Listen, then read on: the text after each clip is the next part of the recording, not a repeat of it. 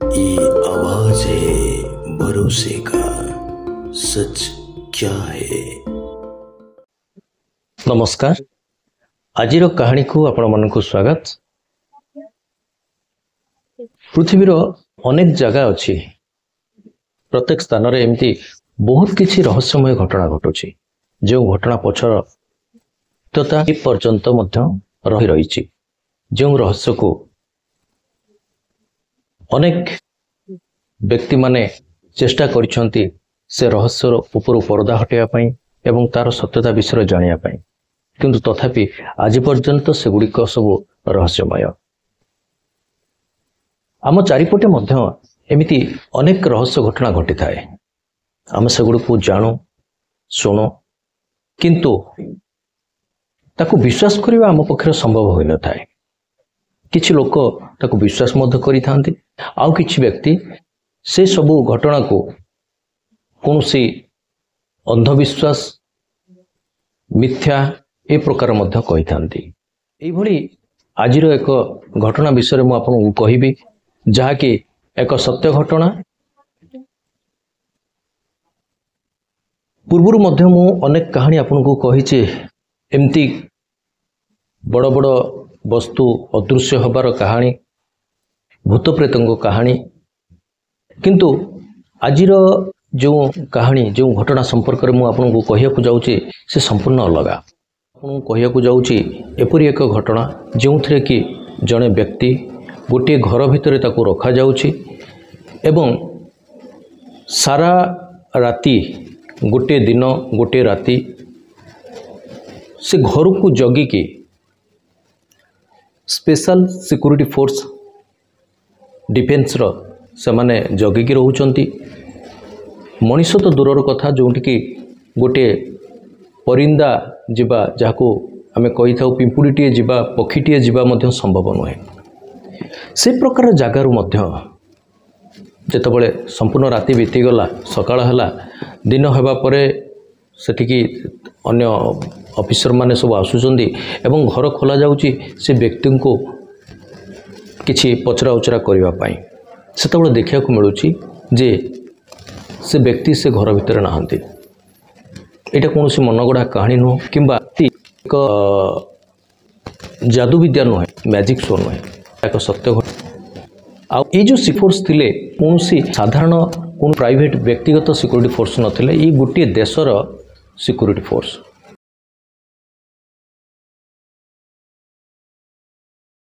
तेबे घटनाटी हेउची 1954 मसीहा जुलाई मास 6 तारिख, समय दिन 12:30 रु दीपहर 2टा समय। यही समय मध्य घटना घटी थिला। जापान रो हेनेडा एयरपोर्ट, जो एयरपोर्ट रे कि दिन 12:30 रु दीपहर 2टा मध्य गोटे फ्लाइट आसी लैंडिंग करे। फ्लाइट थिला यूरोप रो, जहा कि यूरोप रु जापान आसला। जितेबाला जापान रो टोकियो रो एही हेनेडा एयरपोर्ट रे फ्लाइट आसी लैंड करे, सेतबले जेमिति समस्त एयरपोर्ट मानकरे जेतबले कोनोसी एयरपोर्ट रे फ्लाइट आसी लैंड करूची एवं ता परवर्ती समय जहाँ सब होई थाए, पैसेंजर माने गोटी गोटी करी ओल्लै थांती एवं सेमानकर पासपोर्ट एवं सेमानकर अन्य समस्त जिनसपत्र मध्य चेक करा जाय थाए। ठीक सही भली से टोकियो से जो हेनेडा एयरपोर्ट थिला, से एयरपोर्ट मध्य से भली करा जाय थिला। कारण गोटे नेशनल गोटे देश भितरे फ्लाइट रो यातायात करबा, सेथिरो चेकिंग, आउ गोटे इंटरनेशनल एयरपोर्ट रे इंटरनेशनल फ्लाइट को जो लैंड कला परे ताधरे जो चेकिंग करा जाय से साधारणतः भिन्न होई थाए। कारण इंटरनेशनल एयरपोर्ट रे जो चेकिंग करा होता है से पासपोर्ट सहित वीसा एगुड़ा विभिन्न प्रकार सब चेकिंग करा जाय थाए, आउ ताहा मध्य अति कड़ाकड़ी भाव में करा जाय थाए। ठीक सही भली गोटी गोटी करी पैसेंजर मध्य फ्लाइट रो ओल्हौ थांती, चेकिंग मध्य करा हो थाए। ता भितरु गोटे 35 वर्ष बयसर 30 रु 35 वर्ष बयसर जड़े युवक से फ्लाइट रो ओल्हेले एवं तार मध्य चेकिंग करबा आरंभ करागला। जेतेबेले से युवक जनक ओल्हैचंती, जेमिति अन्य समस्त पैसेंजर माननकु ସେମାନଙ୍କର ପାସପୋର୍ଟ ଏବଂ ଭିଜା ଚେକିଂ କରାଯାଉଥିଲା ତାକୁ ମଧ୍ୟ ମଗାଗଲା, ତା'ର ପାସପୋର୍ଟ ଏବଂ ଭିଜା ମଗାଗଲା। ମଗାଇଲା ପରେ ତାପରେ ସେ ତାଙ୍କର ପାସପୋର୍ଟ ଏବଂ ଭିଜା ଦେଖାଇଲେ। ଯେଉଁ ବ୍ୟକ୍ତି ଜଣକ ଏଇ ଯେଉଁ ଏୟାରପୋର୍ଟରେ ଚେକିଂ ଦାୟିତ୍ୱରେ ଥିଲେ ସେ ସମସ୍ତ ପ୍ୟାସେଞ୍ଜର ମାନଙ୍କର ଚେକିଂ କରୁଥିଲେ ଏବଂ ଏ ପ୍ୟାସେଞ୍ଜରଟିର ମଧ୍ୟ ଚେକିଂ କଲେ। ଚେକିଂ କଲା ପରେ ସେ ଦେଖିବାକୁ ପାଇଲେ ଯେ ଏଇ ଯେଉଁ ବ୍ୟକ୍ତି ଜଣକ ଯେଉଁ ପାସପୋର୍ଟ ସେ ତାଙ୍କୁ ଦେଖାଇଲେ, ସେ ପାସପୋର୍ଟ ଦେଖିଲା ପରେ ଇଏ ଆଶ୍ଚର୍ଯ୍ୟ ହୋଇଗଲେ। ତାଙ୍କୁ ଟିକେ ଗଡ଼ବଡ଼ ଲାଗିଲା, କାରଣ ସେ ଯେଉଁ ପାସପୋର୍ଟ ଧରିଥିଲେ ସେ ପାସପୋର୍ଟରେ ଏପରି ଏକ ଦେଶର ନାଁ ଲେଖାଯାଇଥିଲା ଯେଉଁ ଦେଶ ବିଷୟରେ ସେ ପୂର୍ବରୁ କେବେ ଜାଣିନଥିଲେ କି ଶୁଣି ନାହାନ୍ତି। କିଛି ସମୟ ଦେଖିଲା ପରେ ସେ ମଧ୍ୟ ଭାବିଲେ ହୁଏତ ଏପରି କୌଣସି ଦେଶ ଥାଇପାରେ ଯେଉଁ ଦେଶ କି ସେ ଜାଣିନାହାନ୍ତି। କାରଣ ଦେଖନ୍ତୁ ବର୍ତ୍ତମାନ ସମୟରେ ସାରା ପୃଥିବୀରେ ଅନେକ ଦେଶ ଅଛି ଯେଉଁ ଦେଶର ନାଁ ବିଷୟରେ ଆମେ ମଧ୍ୟ ଜାଣିନାହାନ୍ତି। ବିଭିନ୍ନ ପ୍ରକାରର ଦେଶ ବଡ଼ ବଡ଼ ଭୂଖଣ୍ଡ ଗୁଡ଼ିକ ମଧ୍ୟ ଖଣ୍ଡ ବିଖଣ୍ଡିତ ହୋଇ ଛୋଟ ଛୋଟ ଦେଶର ମଧ୍ୟ ପରିଣତ ହେଉଛି। ସେମାନେ ନିଜକୁ ସ୍ୱାଧୀନ ରାଷ୍ଟ୍ର ଭାବରେ ମଧ୍ୟ ଘୋଷଣା କରୁଛନ୍ତି ଏବଂ ବିଶ୍ୱସ୍ତରରେ ଦେଖିବାକୁ ଗଲେ ଇଏ ସମସ୍ତ ରାଷ୍ଟ୍ର ଏପରି ବର୍ତ୍ତମାନ ସମୟରେ ଏତେ ଅଧିକ ହୋଇଗଲେଣି ଯାହାକି ଗୋଟିଏ ସାଧାରଣ ମନୁଷ୍ୟ ପକ୍ଷରେ ସବୁ ଦେଶର ନାଁ ମନେ ରଖିବା ମଧ୍ୟ କେବେ ସମ୍ଭବ ନୁହେଁ। ଠିକ୍ ସେଇଭଳି ସେ ଅଫିସର ଜଣକ ଯେତେବେଳେ ଏଇ ବ୍ୟକ୍ତିର ଜଣଙ୍କର ଯେଉଁ ପାସପୋର୍ଟ ଦେଖିଲା ପରେ ସେ ଯେଉଁ ଦେଶର ନାଁ ସେ ଜାଣିପାରିଲେନି। ସେ ହେଠୁ କ'ଣ କଲେ, ତାଙ୍କୁ ଅନ୍ୟ ପ୍ୟାସେଞ୍ଜର ମାନଙ୍କୁ ଯିବାକୁ ଦେଇ ତାଙ୍କୁ ସେ ଅଟକାଇ ଦେଲେ। କହିଲେ ଆପଣ ଟିକେ ରୁହନ୍ତୁ, ମୁଁ ଆପଣଙ୍କର ପାସପୋର୍ଟ ଏବଂ ଭିଜା ଏଇ ଯୋଡ଼କୁ ଚେକ୍ କଲା ପରେ ମୁଁ ଆପଣଙ୍କୁ ଛାଡ଼ିବି।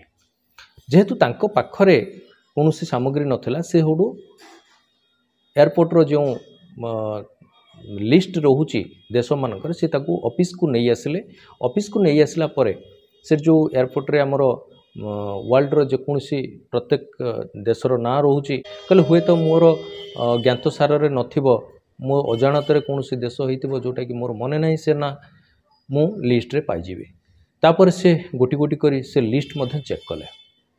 ଲିଷ୍ଟ ଚେକ୍ କଲା ପରେ ସେ ଲିଷ୍ଟରେ ଏପରି କୌଣସି ଦେଶ ନଥିଲା ଯେଉଁ ଦେଶର ନାଁ ସେ ତାଙ୍କ ପାସପୋର୍ଟ ଉପରେ ଲେଖାଯାଇଥିଲା। ତେବେ ଏ ସମସ୍ତ ଘଟଣା ଘଟିଲା ପରେ ଅଫିସର ଜଣକ ଆହୁରି ଅଡ଼ୁଆରେ ପଡ଼ିଗଲେ।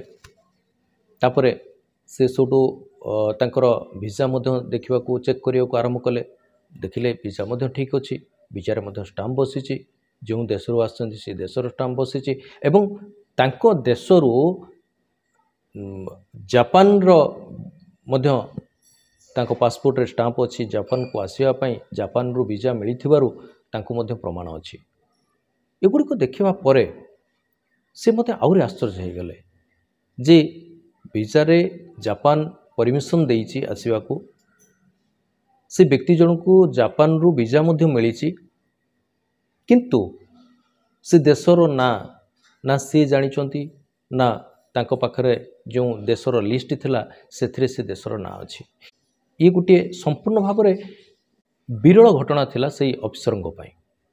ସେ ହେଠୁ ତାପରେ କ'ଣ କଲେ ନା ଏ ବିଷୟରେ ଏୟାରପୋର୍ଟର ଯେଉଁ ହାୟର ଅଥରିଟି ଥିଲେ ତାଙ୍କୁ ମଧ୍ୟ ସେ ଜଣାଇଲା ପରେ ସେମାନେ ସବୁ ଆସିଲେ, ଆଉ ସିକ୍ୟୁରିଟି ଫୋର୍ସ ମଧ୍ୟ ଆସିଗଲେ ଯେ ଏଇଭଳି ଜଣେ ସନ୍ଦିଗ୍ଧ ବ୍ୟକ୍ତି ଆସିଛନ୍ତି, ସେ ଯେଉଁ ପାସପୋର୍ଟ ଆଣିଛନ୍ତି ସେ ଦେଶର ନାଁ ଆମର ଲିଷ୍ଟରେ ନାହିଁ। ଆସିଲା ପରେ ଅଫିସର ତାକୁ ମଧ୍ୟ ପାସପୋର୍ଟ ମାଗିଲେ, ଭିସା ମାଗିଲେ। ଦେଖିଲେ ସେ ପାସପୋର୍ଟରେ ଗୋଟେ ଦେଶର ନାଁ ଲେଖା ହେଇଥିଲା, ଯେଉଁ ଦେଶର ନାଁ ଥିଲା ଟରେଣ୍ଟ ଦେଶ ବୋଲି ସେ ପାସପୋର୍ଟରେ ଲେଖାଯାଇଥିଲା। ସେ ଗୋଟେ ଦେଖିଲେ ଟରେଣ୍ଟ ଇଏ କେଉଁ ଦେଶ, ଆମର ଲିଷ୍ଟରେ ତ ଏପରି ନାହିଁ, ନା ତୁମେ କେଉଁଠୁ ଆସିଛ?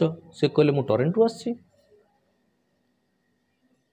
ଇଏ ବି ଆଶ୍ଚର୍ଯ୍ୟ ହୋଇଗଲେ, କହିଲେ ଟରେଣ୍ଟ ମାନେ କ'ଣ, ଏ ଦେଶଟି କେଉଁଠି? ଏଇଟା ଗୋଟିଏ କାଳ୍ପନିକ ଦେଶ ନା ପ୍ରକୃତରେ ବାସ୍ତବିକ ଏହାର କୌଣସି ଅସ୍ତିତ୍ୱ ଅଛି? କାହିଁକି ନା ଏମିତି ବି ନିକଟରେ ଆପଣ ଶୁଣିଥିବେ ଅନେକ କାଳ୍ପନିକ ଦେଶର ମଧ୍ୟ ନାଁ ସାମ୍ନାକୁ ଆସିଥିଲା ଯେଉଁ ଦେଶର କୌଣସି ଅସ୍ତିତ୍ୱ ନାହିଁ। ଯେପରି ନିକଟରେ ଏକ ଦେଶର ନାଁ ମଧ୍ୟ ସାମ୍ନାକୁ ଆସିଥିଲା ଯେଉଁଟାକି अमेरिकार व्हाइट हाउस रे मध्य से देशर प्रतिनिधि भाव में मध्य जड़े महिला प्रतिनिधित्व करुथिले एवं परे जनागला जे सेपरी कौन देश ये पृथ्वी रे नाही जहाँकि एक संपूर्ण काल्पनिक देश से देशर ना थिला कैलासा जे कैलासा बोली कौन देश ये पृथ्वी रे नाही। ठीक से ही भली से समय मध्य ये जो सिक्यूरिटी ऑफिसर माने थिले से माने मध्य अनुमान कले कले हुए तो कौन काल्पनिक देश होई पारे ताको पुणी थे पचारे कहले आपण क्यों देश आसचंती से कहला कहला मु टोरेंट रु आसी कहले जो टोरेंट रु आसचंती ताले टोरेंट रु ई जो मैप आमे देखौछु पृथ्वीर मैप ताको पृथ्वीर मैप आनिक देखागला संपूर्ण पृथ्वीर मैप देखागला कहले आमको कहतु जे टोरेंट ये देशटी ये मैप रे क्यों जगार अच्छी ताको जितेबाला ये कथा कहगला सी सब कौन कले ना से मैप रे गोटे जगह को पर्टिकुलर गोटे जगह को इंडिकेट कले इमान सब देखिक आश्चर्य हो गले।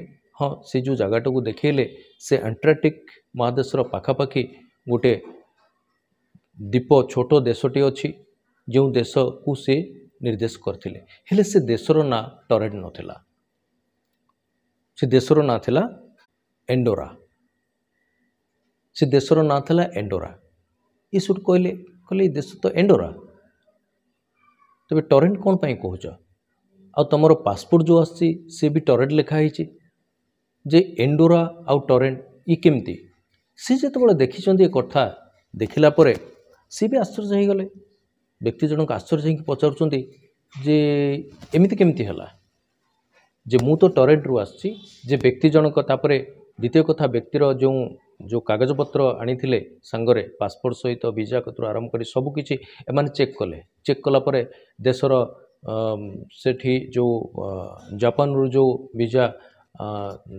ये करा जाय अलॉट करा जायथिला ता मध्य जापान रो स्टाम्प थिला एवं सी जो देशर आसथिले से देशर मध्य सबकि थिला कौन सी फेक नुह आउ सी जो यात्री जो लिस्ट रे आसथिले सेथिरे मध्य ना थिला एटा गोटे विरल दृश्य थिला समस्त गोटे आश्चर्य घटना थिला गोटे विचित्र घटना थिला तापरे ये सबू देखिला परे तापरे पुणी थरे तांकर जो डिफेन्स रो जो सिक्यूरिटी एयरपोर्ट सिक्यूरिटी जो फोर्स थिले सेमान सोडू ताकू कौन कले ना अटक रखिले कहले नाई आंकु भल भाव पचरा उचरा करिया पड़िबो काइना वर्तमान से समय जेतेबेले द्वितीय विश्वयुद्ध परपर घटना ये जेतेबेले विभिन्न प्रकार संदेहजनक स्थिति उपजुला से समय घटना से कहले हुए तो कौन गुप्तचर होता पारती अन्य कौन देश आसी पारती सी गोटे मिछ कथा कही एपरी भ्रम सृष्टि करि पारती कौन खराब उद्देश्य आसी पारती से कौन करागला ना तांकू एमाने पचारे हाँ ठीक अच्छे जदि तुम टोरेंट रु आसिल तेबे कौटिक आसच ना मु जापान आसी ना जापान को कहीं आसच सी कहले कहले देखो मु मिछ कहूनी मु टोरेंट रु ही आसी एवं मु जापान को आसी आ मु जो आसी जे मु आसवा पूर्व आपणकर एठी जो जगार रही सो होटेल मध्य मोर बुक होईची आपण चेक करि पारंती एवं से गोटे कंपनी ना कहले से गोटे कंपनी ना कहले जो कंपनी कहले एई कंपनी सहित मोर अपॉइंटमेंट अच्छी मु तांको सहित बिजनेस विषय रे किछि आलोचना करिया को आसी एमाने मध्य से गुड़िक जो तथ्य सबू तांको पाखरु एमाने पाइले से गुड़िक एमाने लेखिकी नेले कहले ठीक अच्छी आम से विषय पचारि बुझा तापर कौन करागला ना से व्यक्ति जन को एयरपोर्ट रे जो गेस्ट रूम रोचे से गेस्ट रूम रे तांको रखी दियागला कहले जे पर्यंत ये घटनार सत्यासत सामना को न आसी से पर्यंत आपण एठी रहिबे एवं सबकिछि क्लियर हो गला परे आमे आपन को छाड़ीदेबू से जो गेस्ट रूम रे रहिले से गेस्ट रूम को चारिपटरू घेरिकी जापान रो जो स्पेशल स्क्वाड थिले से स्पेशल स्क्वाड से गेस्ट रूम को घेरिकी रहिले ये गोटे अंतर्जातीय स्तर रे एक विशेष घटना थिला जहाँफल कि से जो सिक्यूरिटी ये बहुत कड़ाकड़ी थिला। एठी कौनसी प्रकारर चिटिंग करिकी वर्तिकी आसवा केबे संभव नुह, जहाँकि केवल जापान कथा मु कहूनी, प्राय विश्वर अधिकांश देश मानकरे समस्त देश मानकरे ए प्रकार व्यवस्था थाए। तेबे सेठी मध्य ता ही हला जेतबळे ये व्यक्ति जनकु से जो घरे रखा जाइथिला से घरर चारिपटरे स्पेशल स्क्वाड भल भावरे छाउणी हेकी रहिले। ता भितरकू काहाकू जिबाकू दिया गलानी, आसीबाकू दिया गलानी एवं सबु बाहर जगार सबु जगार सीसीटीवी मध्य लगाई दिया जाइथिला। से रातिक से व्यक्ति जनकू से घरे रखी दिया गला। तापर ये जो ऑफिसर माने से व्यक्ति पाखरु जो तथ्य सब आनीथिले से देश विषय जो कंपनी ना कहूतिले से जे ये कंपनी को आमे मोर डील अच्छी करिबारे अपॉइंटमेंट अच्छी मु तांक सहित बिजनेस मैटर रे किछि कथबार्ता करिया को आसीछि। से कंपनी रो एड्रेस नेले, जो होटल रे से चेक इन करिया को जाउथिले से होटल रो मध्य एड्रेस नेले। ये समस्त एड्रेस नेला परे एमाने से विषय रे संपूर्ण तथ्य जानिबा पाई प्रथमे से कंपनी को गले। कंपनी को गला परे कंपनी रो जे हायर अथॉरिटी जे थिले तांको सहित भेटिकी से माने ए विषय पचारे जे आपण कंपनी सहित एपरी कौन सी व्यक्तिर अपॉइंटमेंट अच्छी कि जे कि बिजनेस मैटर रे आपण सहित आलोचना करिया पाई आसीछंती। से कंपनी तांको रजिस्टर देखिले, सबू देखिले, देखला परे से माने मध्य मना कले, कहले नहीं एपरी कौन सी व्यक्ति को सहित हमर अपॉइंटमेंट नहीं कि ई किए से लोक आमे ताकू जानिनु। देश विषय तो जानिबा बहुत दूरर कथा, ये व्यक्ति विषय मध्य आमे जानिनु कि ये देश विषय जानिनु। एमाने आउरी आश्चर्य हे गले। एमाने भाबिले ताले ये व्यक्ति जनक जे आसीचंती हुए तो कौनसी अन्य देशर शत्रु देशर गुप्तचर होई थाई पारे, मिथ्या प्रमाणपत्र नहीं आसिकी एपरी करुथाई पारे। तापरे द्वितीय जो साक्षी स्वरूप से जो द्वितीय लॉज विषय कहते जे अमुक होटेल रे मु रही सेठी मोर चेक इन अच्छी व्यस्त होते जीवाई जे मते छाड़ी दिया जाऊ, मोर चेक इन टाइम है मो बुकिंग करिछि। से होटेल को मते माने गले। से होटेल को जाकि पचारे, पचारा परे देखिले से होटेल रे मध्य ये व्यक्ति ना रे कौन सी रूम बुकिंग नहीं। आ सबुठारु बड़ इंटरेस्टिंग कथा होची ये जो होटेल ना कही एवं जो कंपनी विषय रे ये व्यक्ति जनक कही ये जोड़े जाक जापान रो अति पुरातन बहुत पुराना।